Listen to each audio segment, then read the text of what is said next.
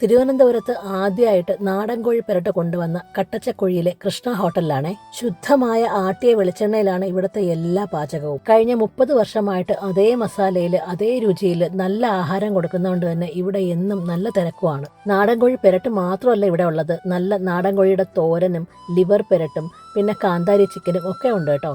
ആവശ്യാനുസരണം മാത്രമാണ് ഇവിടെ തോരനും പെരട്ടും ഒക്കെ ഉണ്ടാക്കുന്നത്. ഒരു പ്രാവശ്യം 5 കിലോഗ്രാം വെച്ചാണ് ഉണ്ടാക്കുന്നത് കേട്ടോ.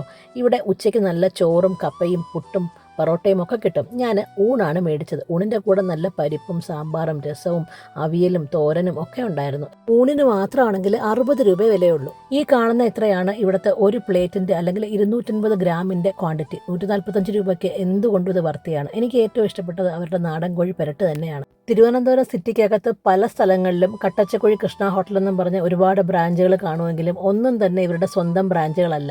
കട്ടച്ചക്കുഴി കൃഷ്ണ ഹോട്ടലിന് വേറെ ബ്രാഞ്ചുകളൊന്നുമില്ല കേട്ടോ.